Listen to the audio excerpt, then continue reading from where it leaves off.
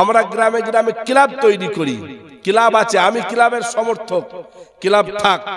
Club মানে এটা নয় সেখানে খালি মদ খাবে, ক্যারাম বোর্ড খেলবে, গাঁজা খাবে না। ক্লাব মানে হচ্ছে যুবকদের একটা সংগঠন, যুবকরা সেখানে সংগঠিত হলো। এবার সেই ক্লাব থেকে হবে কি, যেটা বিশ্বনবী করে গেছে সেই কাজ ক্লাব থেকে হবে। তাহলে সেই ক্লাব ক্লাবের মতো ক্লাব হবে, সেই ক্লাব বিশ্বনবীর আদর্শে আদর্শিত হবে। কি করবে সেই ক্লাব? চলেন, যেদিন প্রথম কোরআন অবতীর্ণ হচ্ছে নবীজির কাছে, ওহী এলো, ওহীর একটা ভারিত্ব, জিবরিল আমিনকে সচক্ষে নবীজি দেখেছেন, ঘাবড়িয়ে গেছেন।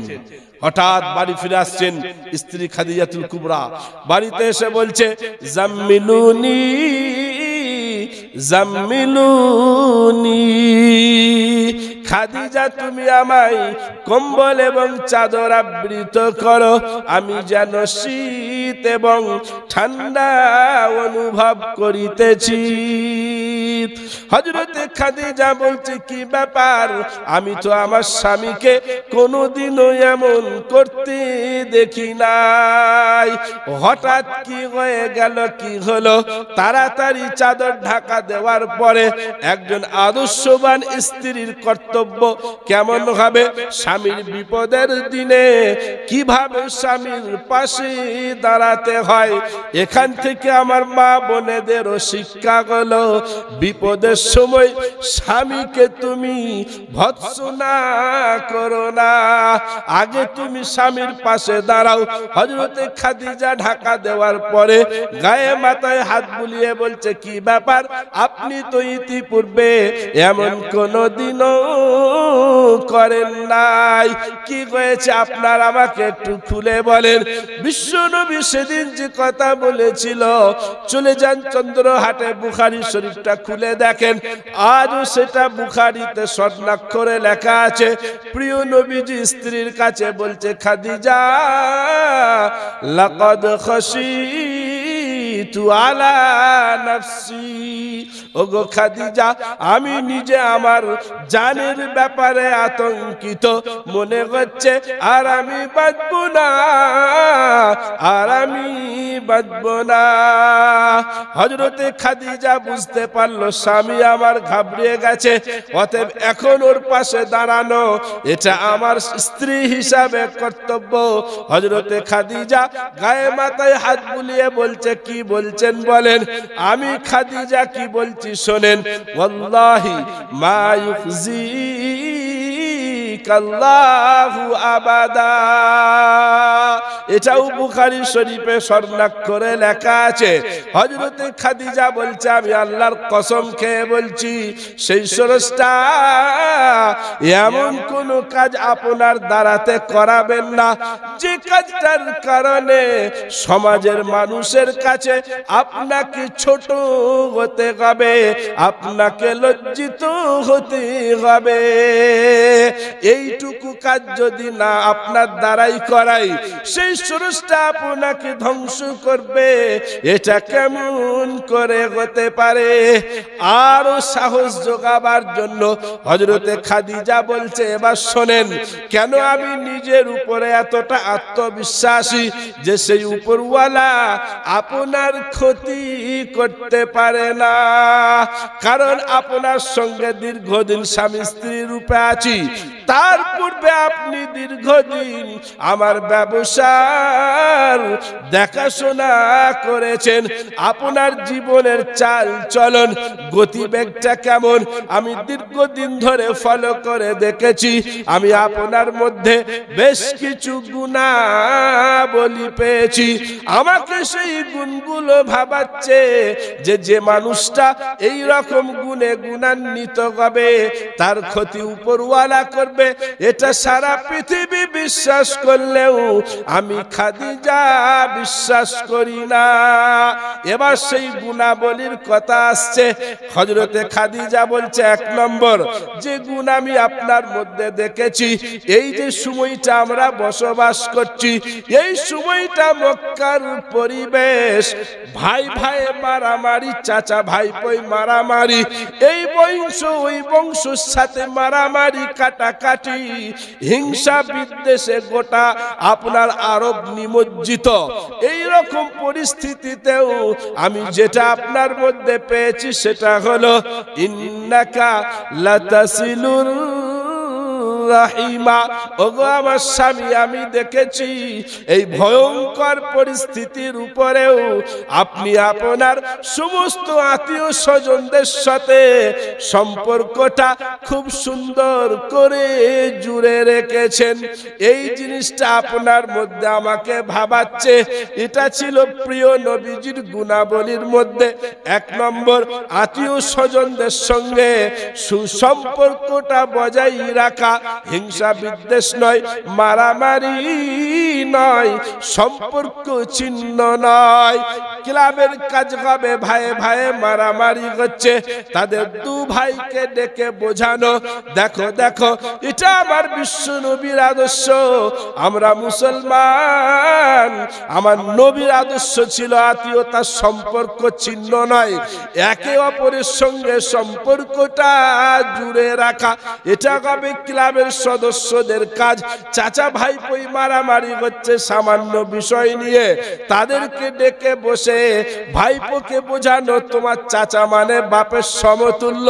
আরে চাচা যদি 2টো কথা বলেছে এটা মনে করে নে, তোর আব্বাই 2টো কথা বলেছে, চল চাচার হাত 2টো জড়িয়ে ধরে বল, চাচা আমিও 2টো বড় কথা বলেছি, ভুল হয়ে গেছে, ক্ষমা করে দাও। ক্লাবের সদস্যরা বলছে, শোনো শোনো, এই যে আত্মীয়তার সম্পর্ক জুড়ে রাখা, এটাই হলো আমার বিশ্ব নবীর আদর্শ, বিশ্ব নবীর আদর্শ। ক্লাবের ছেলেরা এইভাবে যদি ফয়সালা করে, আর যেতে হবে না কোর্ট কাচারি, আর যেতে হবে না অফিস আদালতে। এই দায়িত্বটা আমি আজ মুর্শিদাবাদের যুব সমাজকে দিয়ে যাব। এইভাবে ক্লাব তৈরি করো বিশ্ব নবীর আদর্শকে ফুটিয়ে তোলার জন্য। এরপরে আমরা বসবাস করি হিন্দু মুসলমান, জৈন খ্রিস্টান বৌদ্ধ পাশাপাশি। আমার বাড়ির পাশে আমার হিন্দু ভাইয়ের বাড়ি, আমার বাড়ির পাশে আমার খ্রিস্টান ভাইয়ের বাড়ি। একদিক থেকে আজান শুনতে পাই, অপর দিক থেকে তাদের শাকির আওয়াজটা ভেসে আসে। হতে পারে সে আলাদা কৃষ্টি কালচারের, আমি আলাদা কৃষ্টি কালচারের, কিন্তু হযরতে খাদিজা বলছে আমার বিশ্বাসটা কেন যে আপনার ক্ষতি সে উপরওয়ালা করবে না, কারণ আমি আপনার মধ্যে আর একটা মহৎ গুণ দেখেছি। সেই গুণটা হলো ওয়া তাহমিলুল কাল্লা। এই যে যারা অসহায়, একেবারে নিরুপায়, আপনি ধরতে পারেন 2 চোখে অন্ধ, 2টো হাত কাটা পড়ে গেছে, 2টো পা কেটে বাদ দেওয়া হয়েছে, বিছানায় 24টা ঘন্টা পড়ে আছে এমন ব্যক্তি, তাহলে এই ব্যক্তির খাবার দাবার দায়িত্ব কে নেবে? এর চিকিৎসার দায়িত্ব কে নেবে? এর পোশাক আশাকের দায়িত্বটা কে নেবে? হযরতে খাদিজা সেদিন বিশ্ব নবীকে বলছে, আমি দেখেছি ওই মানুষগুলো যেদিন সমাজের বড় বড় ব্যক্তিত্বরা ছিল, তারা কেউ তাদের পাশে দাঁড়ায় নাই। আপনি গিয়ে ওই মানুষগুলোর যাবতীয় বোঝা নিজের মাথায় তুলে নিয়েছেন।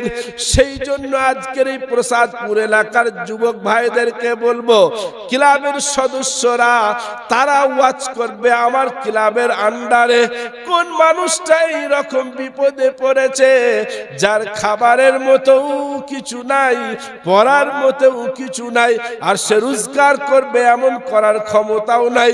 সেই মানুষটার বাড়িতে গিয়ে তার খাওয়া দাওয়া, তার চিকিৎসা, তার পোশাকের ব্যবস্থা এই ক্লাবের সদস্যরা করবে। কিন্তু বিশ্ব নবী ওই কাজ করতে গিয়ে দেখে নাই সে কোন ধর্মের মানুষ, কোন জাতির মানুষ, মানুষটা মুসলমান কিনা। না না না না না, সে আমার পাড়ায় বসবাস করে, আমার ঘরের পাশে তার বাড়ি, সে হিন্দু হতে পারে, যৌন হতে পারে, খ্রিস্টান হতে পারে, সে আমার বন্ধু, সে আমার ভাই, তার পাশে দাঁড়ানো এটা আমার বিশ্ব নবীর আদর্শ। তার পাশে গিয়ে যদি দাঁড়িয়ে তার সেবা করতে পারি তাহলে কি লাভ হবে? বিশ্ব নবীর আদর্শের কি লাভ? এটা হলো হযরতে খাদিজা বলল 2 নম্বর আপনার গুণ, যেটা দেখে আমি ভাবছি যে মানুষটা মানুষের জন্য এত কাজ করে, যে মানুষের কল্যাণে নিজেকে বিলীন করে দেয়, তার ক্ষতি উপরওয়ালা করবে। এটা সারা পৃথিবী বিশ্বাস করলেও আমি খাদিজা বিশ্বাস করতে পারি না। এবার খাদিজা বলছে আর একটা গুণ আমি দেখেছি, ওয়া তাকসিবুল মাদুম, মাদুম ওই প্রকৃতির লোককে বলে হয় সেও জরুরতমান। ধরে নেন তার মেয়ের বিয়ে, 1 লাখ টাকার প্রয়োজন আছে, তার কাছে 80,000, এখন 20,000টা কোথা পাবে? এই যে তার বাকি অংশটা বিশ্ব নবীকে হযরতে খাদিজা বলছে আমি দেখেছি ওই মানুষগুলোর পাশে দাঁড়িয়ে তার জরুরতটাও আপনি পূরণ করেছেন।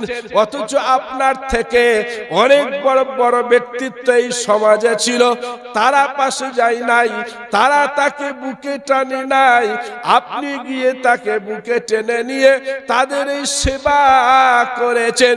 ক্লাবের সদস্যরা যদি এ কাজ করতে পারে, আমার গ্রামে আমার ওই হিন্দু বাবা তার মেয়ের বিয়ে দিতে পারছে না পয়সার কারণে, আমরা মুসলিম পাড়ায় চাঁদা করে রাতের অন্ধকারে তার বাবার হাতে তুলে দেব, এই নাও কাকু মেয়েটার বিবাহ দিয়ে দাও, কারণ এটা আমরা বেশি কিছু করি নাই, এটাই আমার নবীর আদর্শ, এটাই আমার বিশ্ব নবী শিখিয়ে গেছে।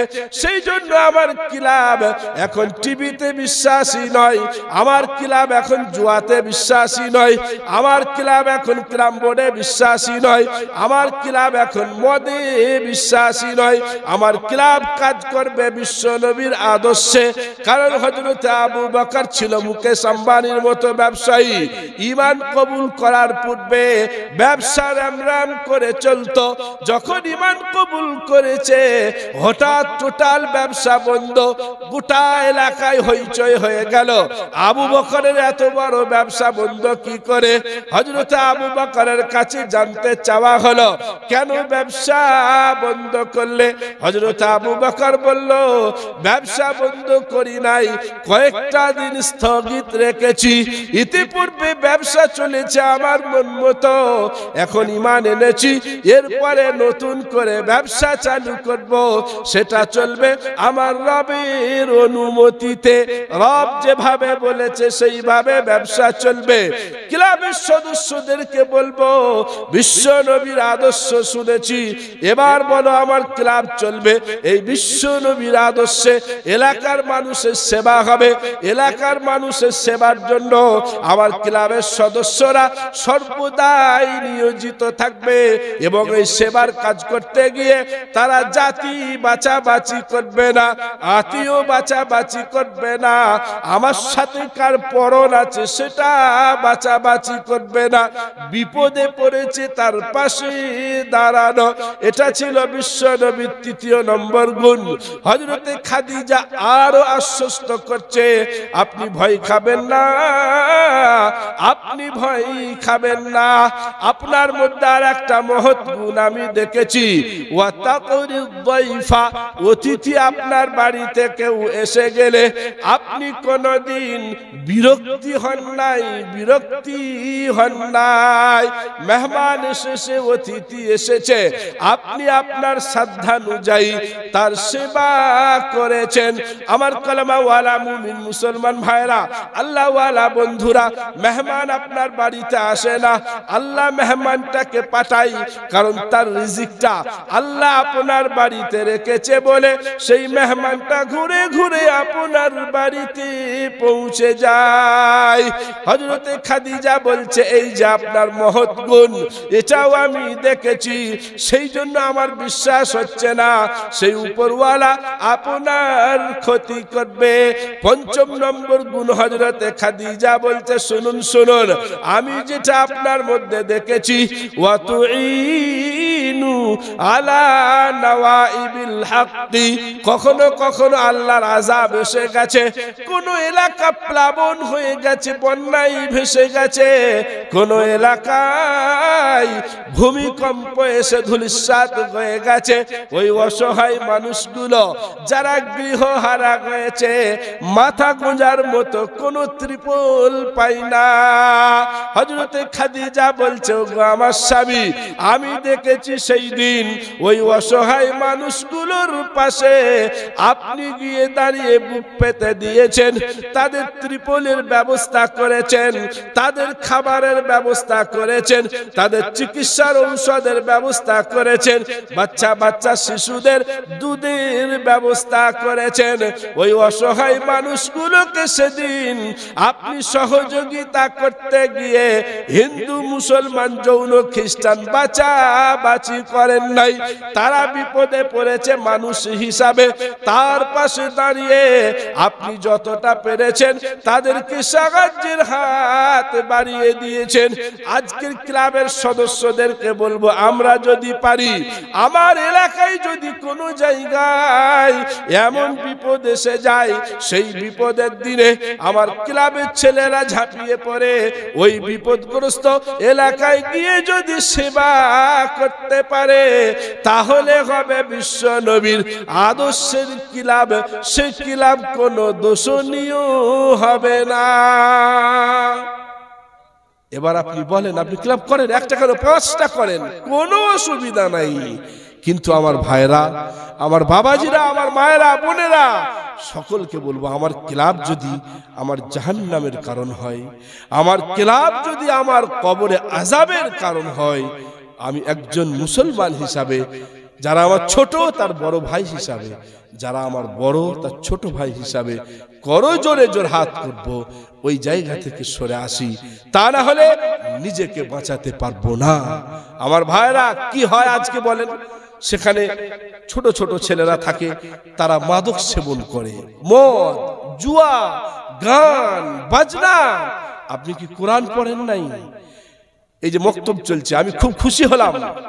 আসার পরেই বললো যে হুজুর, আমাদের সকাল থেকে মক্তবের বাচ্চাদের প্রোগ্রাম চলছিল, তারপরে মাদ্রাসার বাচ্চাদের প্রতিযোগিতার প্রোগ্রাম চলছিল। কেন মক্তবগুলো প্রয়োজন? আপনার বাচ্চার কানে ওই জিনিসগুলো ভরে দিতে হবে। মানুষ মনে করে কোরআন মানে শুধু নামাজের কথা, কোরআন মানে শুধু রোজার কথা না। কোরআন হচ্ছে একটা মানুষের পূর্ণাঙ্গ জীবন ব্যবস্থা, লাইফস্টাইল। পূর্ণাঙ্গ জীবন ব্যবস্থায় আপনার যে জিনিসগুলো প্রয়োজন, কোরআন একটা একটা করে বর্ণনা করেছে। আমার ভাইরা, আমরা যদি কোরআন পড়তাম তাহলে জানতে পারতাম আমরা এমন হতভাগা জাতি। একদিক থেকে আমরা খুবই খুশি যে সারা পৃথিবীতে এমন কোন গ্রন্থ নাই যে গ্রন্থটাকে কোরআনের বেশি, মানে কোরআনের মতো এত বেশি পাঠ করা হয়। কিন্তু একবার নিউট্রাল হয়ে যুব সমাজকে বলবো, বিবেককে জিজ্ঞাসা করে বলেন তো, পৃথিবীতে এমন কোন বই আছে কি যে বইটাকে কোরআনের মতো এত বেশি না বুঝে পাঠ করা হয়? আপনি একটা ইতিহাসের বই পড়েন, সেই চ্যাপ্টারটা, ইতিহাসগুলো আপনার ব্রেনে আপনি মেমোরিতে লোড করেন। একটা ভূগোলের বই পড়ছেন, ভৌগোলিক চিত্রটা আপনার মেমোরিতে আপনি লোড করেন। একটা গল্পের বই পড়েন, সেখান থেকে আপনি একটা শিক্ষা নেন।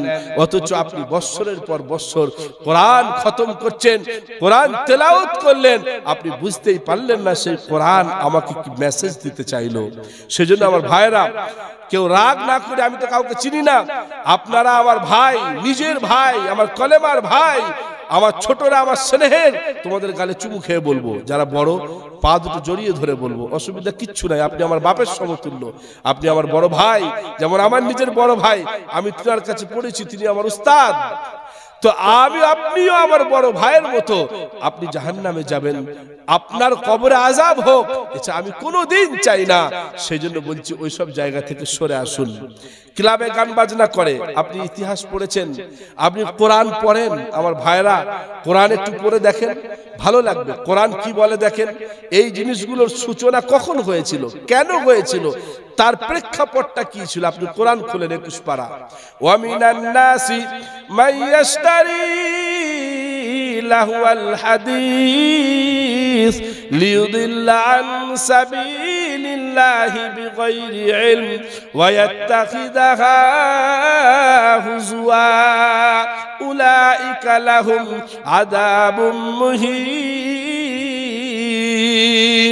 আল্লাহ বলছে মানুষদের মধ্য থেকে কিছু মানুষ এমন তৈরি হবে যারা অসার বাক্য ফালতু কথাবার্তাকে ক্রয় করে আনবে। এই ফালতু বাক্য ফালতু কথাবার্তারা তাদের ক্রয় করার পিছনে কি উদ্দেশ্য থাকবে? আল্লাহ বলছে তারা এর দ্বারাই এই পৃথিবীতে মানুষদেরকে বিভ্রান্ত করতে থাকবে। এবার আল্লাহ বলছে নবী হে, আপনি ওই মানুষগুলোকে শুনিয়ে দেন যারা এই ওয়াসার বাক্য ফালতু কথাবার্তারা ক্রয় করে আনবে। আমি আল্লাহ তাদের জন্য লজ্জাজনক কঠিন শাস্তির ব্যবস্থা করে রেখেছি। এখন কুরআনুল কারীমের এই আয়াতটাকে সামনে রাখুন। লাহওয়াল হাদিস মানে হলো ফালতু কথাবার্তারা। এই লাহওয়াল হাদিস ফালতু কথাবার্তারা বলতে এর দ্বারাই আল্লাহ কি বোঝাতে চেয়েছে? হযরত আবু সাহবান রাহমাতুল্লাহ আলাইহি উনি বলছেন আমি জিজ্ঞাসা করলাম বিখ্যাত সাহাবী হযরত আব্দুল্লাহ ইবনে মাসউদ রাদিয়াল্লাহু তাআলা আনহুকে গিয়ে, ভাইজান আপনি আমাকে একটু বলেন এখানে ফালতু কথাবার্তারা বলতে আল্লাহ কি বোঝাতে চেয়েছে? হযরত আবু সাহবান রাহমাতুল্লাহ আলাইহি এবার বলতে শোনো শোনো শোনো শোনো, এখানে লাহওয়াল হাদিস ফালতু কথাবার্তারা বলতে আল্লাহ বোঝাতে চেয়েছে আল-গিনা আল-গিনা আল-গিনা।